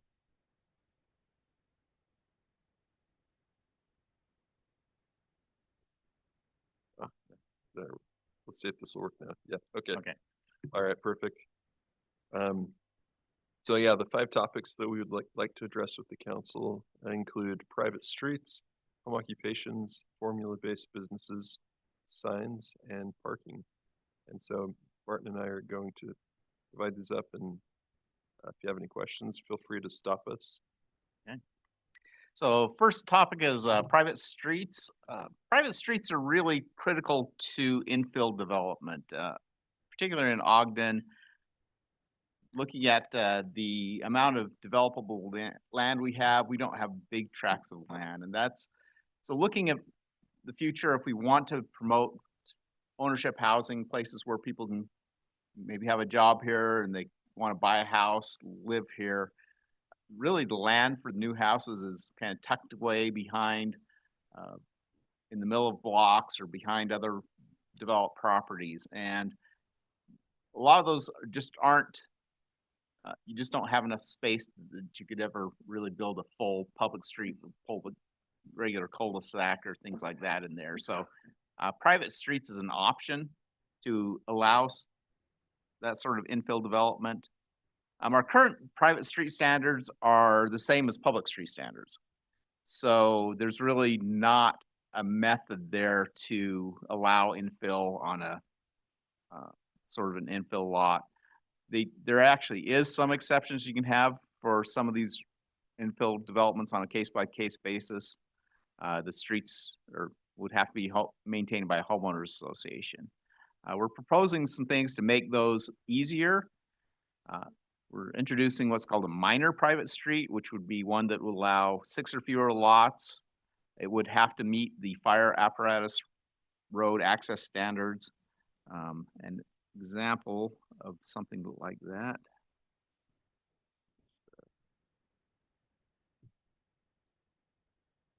I can't do that. Maybe if you click over, it'll still work. Okay. Well, I'll just tell you about it. So, whoops. So this example on the lower right is actually in a different community where they were able to do 4 single-family homes off of a private street. You can see it's got a turnaround. It meets fire apparatus road access standards. So that's the sort of thing that we'd be proposing that we would allow. I know some of the questions that we would had was maintenance on that. So there'd be requirements for maintenance. There's also, in addition to the homeowners association option, there is what's called a private road maintenance agreement. So if you don't want to go through the formality of having a homeowners association, there is another way to maintain those streets. If you want to do something on a larger scale, that's maybe 10 lots or something like that, we'd introduce an ability to request a modification to allow that, and that would go through the process, have to be approved by city engineer, fire marshal, planning commission. Sorry, can I ask a question? Please, please. I've been full of them today, but Good. so when I was out knocking doors, I found a street that was a private neighborhood. It's behind 2nd Street. I turned onto this road and I was like, what is wrong with this road? Because it was full of potholes, terribly maintained. And then I went and knocked on the door and I found out the history that this was a private neighborhood whose HOA was built in the 80s. HOA has dissolved, and now we're left with a road that is barely functional in our city. How do we prevent that on these private roads? You're never gonna be able to totally prevent it, so it would be under the requirements of the property owners to maintain it. You'd have the organization in order to maintain it, but it would be ultimately up to them to fund it and do the improvements to it. Yeah, that, I mean, that's a concern. That neighborhood, you know, it's a lower socioeconomic neighborhood. Those roads are, there's no way, I don't ever see that neighborhood banding together to get their roads fixed. So it's just a concern. Thank you. That's, yes, good. Appreciate that. I don't have the perfect answer for you. How much? Yeah, that is true. Yeah, I've tried to address that for a long time. For home occupations, so our current code is found in our definition, which is a little strange. So all of our regulations are found just under the definitions of home occupation. So currently we do not allow for garages or outbuildings to be used as part of a home occupation. And we also do not allow outside employees or sales to take place. When we're looking at home occupations, one of the things we have to consider is what is the impact to the surrounding neighborhood? How do those occupations, how do they fit within the neighborhood? So there are some uses that we do not want to allow as a home occupation. Those would include vehicle repair, animal daycare, such as, you know, boarding dogs, sales where people are constantly coming to a home, as well as drop-in customers. So in the proposal, we would propose to allow the home, potentially a garage or an outbuilding, to be used as part of that home occupation. So some home occupations will use the garage, to teach a class or as a studio.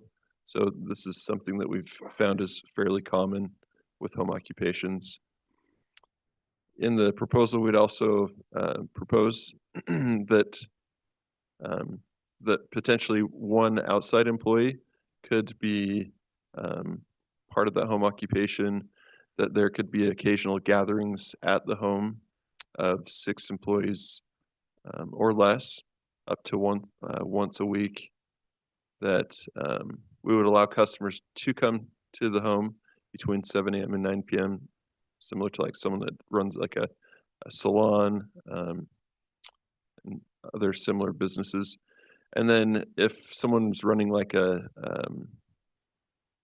let's say a dance class or swim lessons, we'd propose that up to 6 students would be allowed at a time, and that there could be an occasional gathering, such as like if someone teaches piano, that there could be a piano recital at the home on occasion. And we would restrict drop-in solicitation. So it would have to be by appointment or scheduled. Can I go back Any to that? questions on the, yep. If it's okay that I ask a question. Yeah. Can I go back to the home occupation? How does what's proposed relate to, say, home daycares and things like that? Yeah, great question. So we actually do regulate that separately. The state restricts it to 8 children. And there are actually more restrictions on if they're, I can't remember if it's 8, I think it's 18 months or younger. So you can have 2 children that are 18 months or younger, I guess infants, per adult. So yeah, but those are regulated differently. Okay, because usually if you have more kids, then you need more employees, and then Absolutely. you end up with more cars, drop Correct. off, pickup time, beginning of the day, end of the day is. Yeah, absolutely. Yeah. Thanks. So what about like hairdressers? So yeah, for a hairdresser, so it would be by appointment. So you could have, one person in the chair getting the hair done, and then another person waiting. But you couldn't have multiple people renting a space, such as like a salon where you have multiple chairs. So But as far as drop-in goes, I'm just, when you talk about this stuff, I'm thinking, Mhm. okay, how is Ogden going to enforce some of this stuff? And how do we know whether they made an appointment or whether they dropped in? Why do we care? Mhm. Yeah, Yeah, good point. I think just trying to think about neighbors and, just the traffic and the business in the neighborhood. So the idea is if it's a something by appointment, then you don't have to put up lots of signs for advertisements. You don't have to be out on the road, you know, bringing people in to buy your product or to come drop in. But, and how do we enforce it? It would be, really, these are tools to address issues. So if we get complaints, then we can say, okay, if your ad says come in anytime, okay, obviously Okay, you're yeah, doing, all right. So it's kind of promotion is how you're proposing. Okay, Correct. I can buy that. Yeah. All right, thank you. Can I ask one more question on that? So when somebody does come and get a home occupation license, what's the process to let them know what the standards are? Is it clear? Do you give them a set of rules? I mean, is it fairly clear that they know that they can't do these things? yes, we currently give them the current rules, which are the definition Very of limited, home yeah. occupation. Yeah, we let them know when they apply for it, we give it to them, and this will be given them better, clearer direction.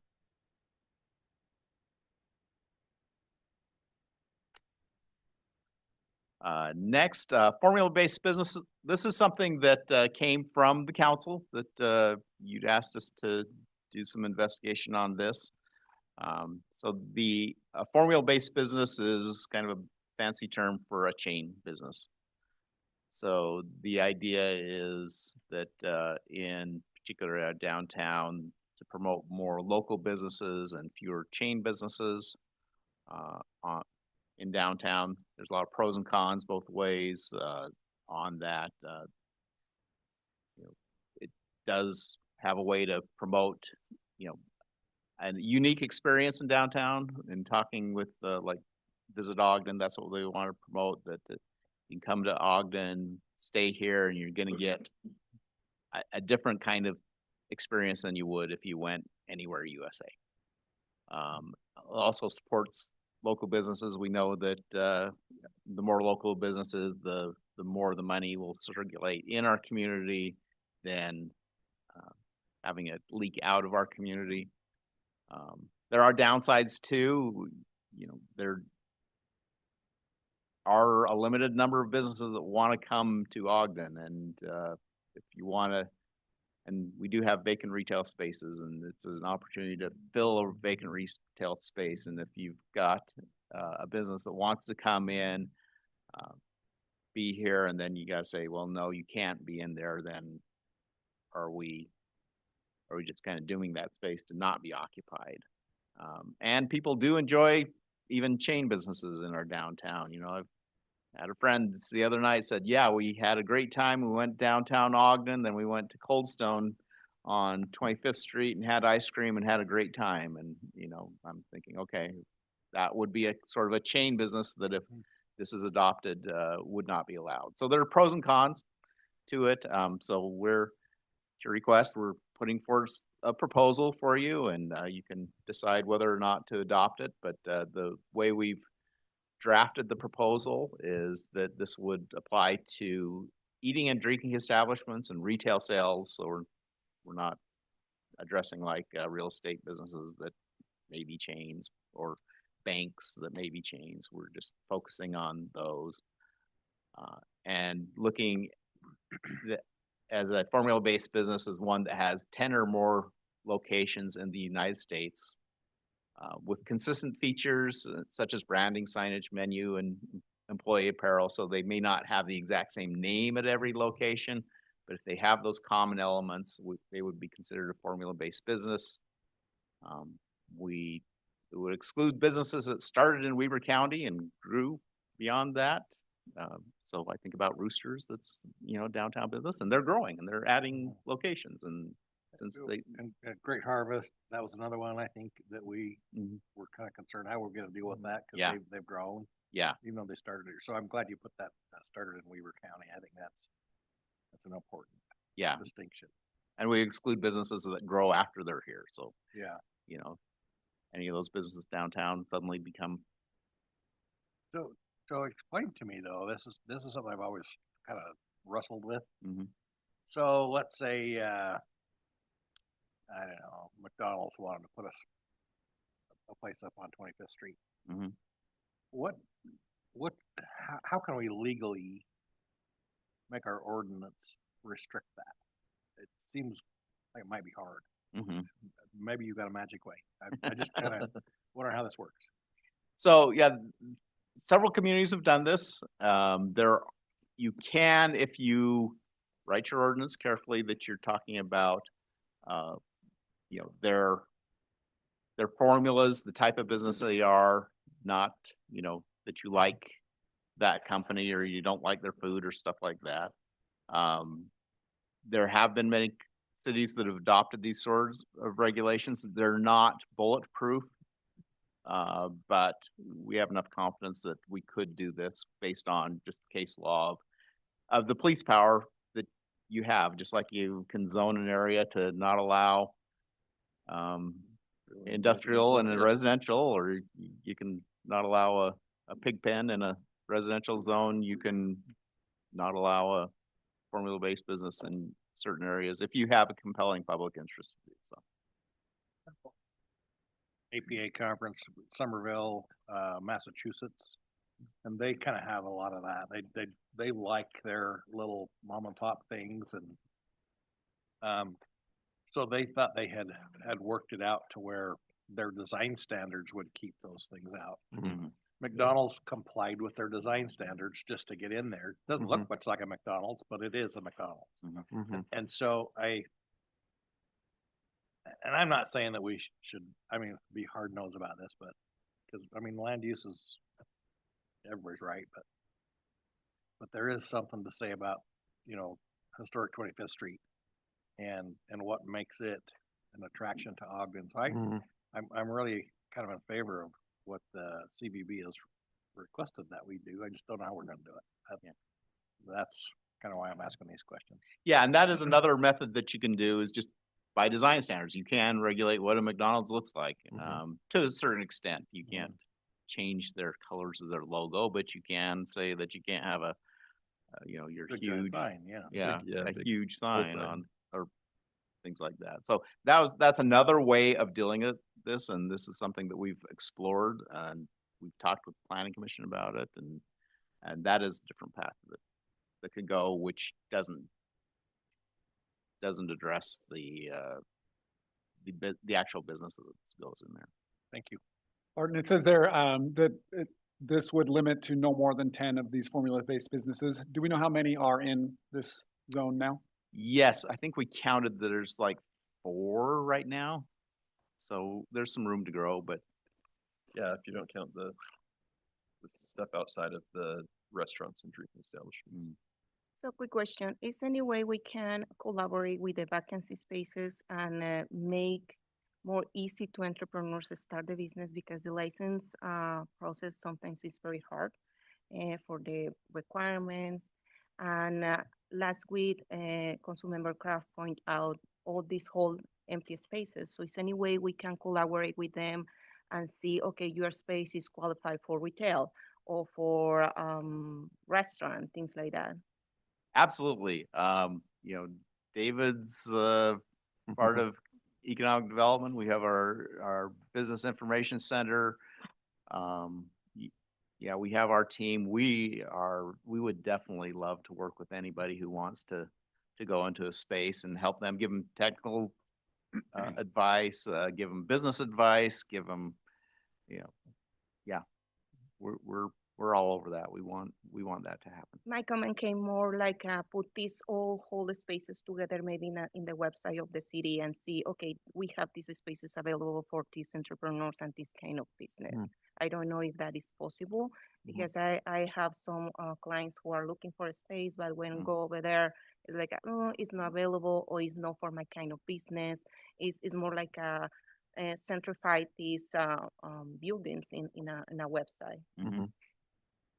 Yeah, we can look into that, see what we might be able to do on that. Yeah, I know we work here closely with Ogden Downtown Association and Visit Ogden and Chamber of Commerce, and there's a lot of partnerships there to do that. So yeah, well, And Barton, why not include chain and national real estate firms in that definition as a formula-based business? In the historic area of 25th. yeah, you could. I think it goes back to what is it that you want to accomplish with this.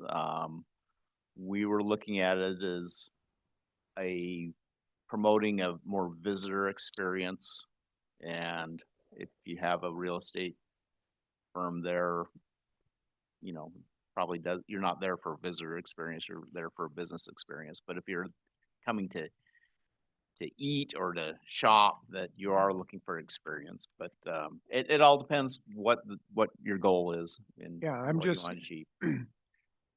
is that coming from, is that a desire expressed by Visit Ogden? Have they kind of weighed in on this? I got a different impression from some folks there in the past. We have talked with them several times about this.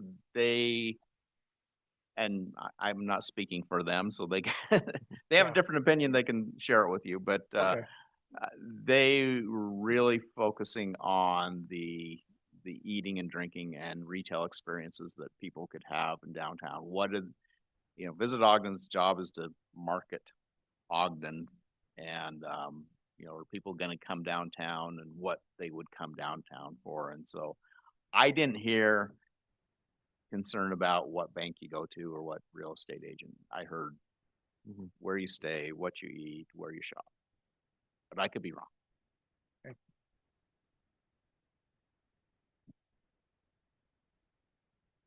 I would kind of guess that if those things started to dominate, that would become a problem because they wouldn't make room for some of the other locations. But, to Councilmember Lopez's comment, we don't want to leave empty space.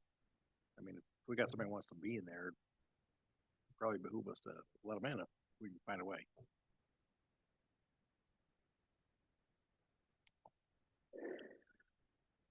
The other thing that just occurred to me when we were talking with Visit Ogden is they were trying to get a variety of activities for different times of the day. Oh yeah, definitely. That was a big thing, is they wanted things to happen in the night, in the evening. Oh yes. That wasn't just drinking and something else, something. Oh yeah. Yeah. And I don't know if this addresses that at all, but that's certainly something I think we want to encourage is to get more nightlife type stuff, So yeah, it could or it couldn't. If some of those nightlife activities are chains, then it would restrict them. Yeah. Well, you also don't want to have. I mean, you gotta have things to happen all day long through the night. I think that's kind of what they were trying to point out. So yeah, there are chain bars too. There are. Yeah, That's true. I'll try to go through. Oh, this me? Oh, okay, sorry. me. Okay. Sorry. Okay to move on. You good? Sorry. Signs. So, why do we need a sign code? I show some pictures. Hopefully that answers the question. Yeah, it does enhance our city's appearance, and I think it ultimately enhances businesses. Are you going to that business with that tattered banner? Does that entice you to go there? How about the neighboring businesses? Are they people going to the neighboring businesses when they see that next door? So I think there's a business promotion part of sign ordinances. So some of the basic principles of any sign code, content neutrality is important. If you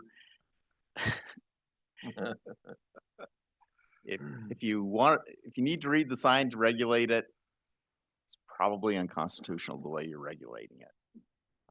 So you should maintain the community appearance, but don't overregulate.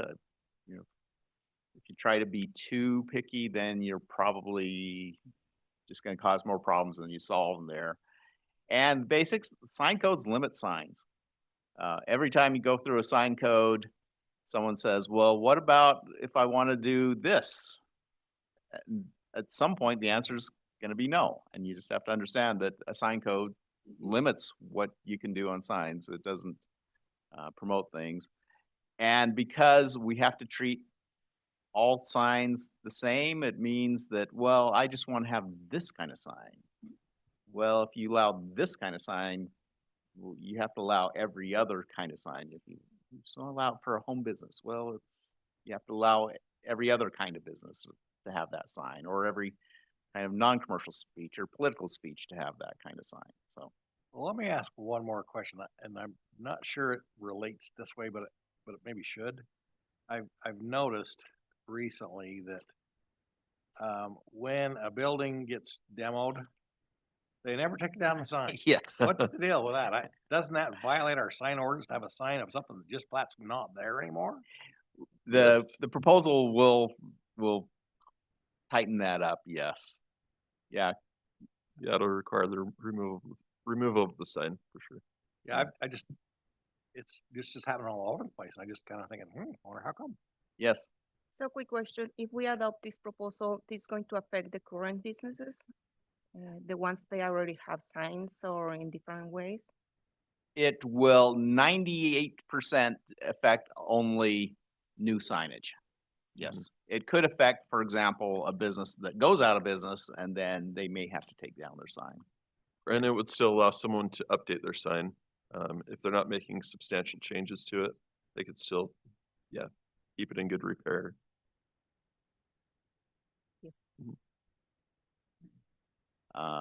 Sign codes can change the way your community looks. This is something our consultant team worked on, just where they had a corridor that had a lot of big signs and they changed it to something a little more subtle and just more attractive. Probably, which one of those corridors would I go shop in? I can tell you which one I would choose. So some of the things we're looking at in the code, a lot of it stays generally the same. We do have a sign code, and we tried to keep the allowances pretty much the same, just worded a lot better. One thing that the Planning Commission looked at is sign height. Ogden has a lot of tall signs. We're really in an era when, Washington Boulevard was I-15. This is how you got through, and people thought they needed these big signs to broadcast for a regional audience, and really finding that in current climate, these aren't really effective. They're up too high. They don't really advertise well, and they're kind of an eyesore. So, and they block views. I mean, we talk about blocking views of a lot of things, and looking up to see the mountains. If you had a shorter sign, it'd just protect the view. So the Plan Commission is recommending that we have a maximum of 20 feet, which is still a pretty tall sign, and 15 feet if it's at the property line, kind of setback.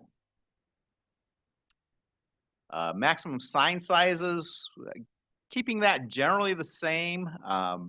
The amount of attached signage is based on your building length, and the amount of freestanding signage you have is based on how wide your lot is. Our current code combines those two, and it's confusing. So, but basically, standard like in commercial zones, would you have 2 square feet for every foot your building is long, which allows you a lot of signage, but would really regulate, over signage.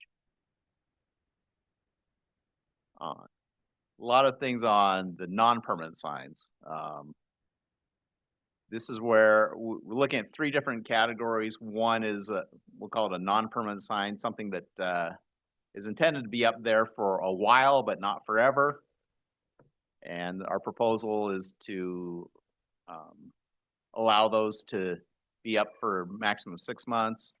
And you could come back and get another permit to be up there for more than 6 months if they're in good repair. What we find is a lot of these signs, they just wear out and people even forget they're up there. So some opportunity to put a time limit on them.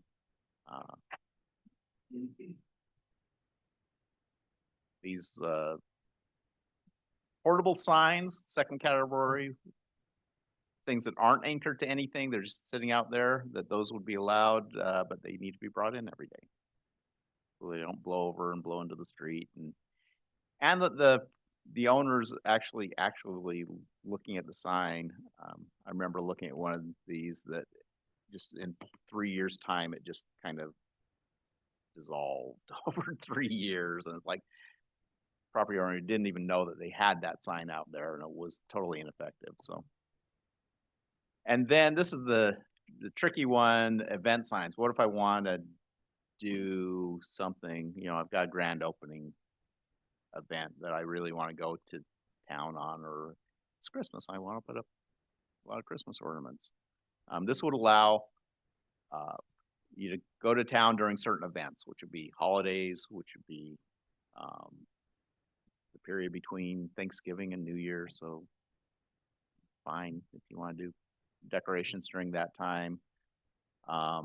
This is where we'd get to election signs. I mentioned that you have to treat all signs the same, so we don't have an election sign or political sign limit or section in the code. We have to apply the same rules to those as we would to commercial signs. And so proposing a pretty big allowance to allow a election event 60 days prior to election. So if a company wanted to advertise their tacos for sale, or had something that they wanted to do, advertising an open house or something 60 days prior to an election, they could do that. Or if they wanted to put up political signs during that time, they could too. And 2 more other events per year. So this is how we would regulate these in a content neutral manner without allowing the community to just be plastered by temporary signs all the time. Can I ask another question? And maybe you're gonna get to this, and we only have 2 minutes, so I don't want to open a can of worms here. Can you talk about off-premise signage? Yes. Our proposal is to kind of eliminate the difference between on-premise and off-premise signs, look at them as in content neutral manner. There are specific rules on billboards, and so we're defining a billboard as something that you rent to put up a message, whatever that message is. We're not basing it on the message, we're basing it on that you rent that. And you're currently, billboards are prohibited in Ogden, off-premise signs are prohibited in Ogden, so we keep that. There is a cap and replace program. But yeah, we would take out the on-premise, off-premise general prohibition. So if a business is on one property, they can advertise on another property with a permanent or non-permanent sign. In the current code, it's prohibited. In the proposed code, it would be permitted, as long as they aren't renting space on that other property to do that. If they're renting space, then. And nothing in the right of way. And nothing in the right of way. Somebody else's property. Yes, correct. Yeah, general prohibition of signs in the right of way. I think we're out of time, so. That's it? Okay, Councilmember Business? Nothing at this time. And Councilmember Comments? Okay, oh yes, go ahead. Councilmember I Myers. just want to acknowledge Steve and congratulate him on his new appointment as our Yeah, new Assistant Executive Director. Yeah. So cheers.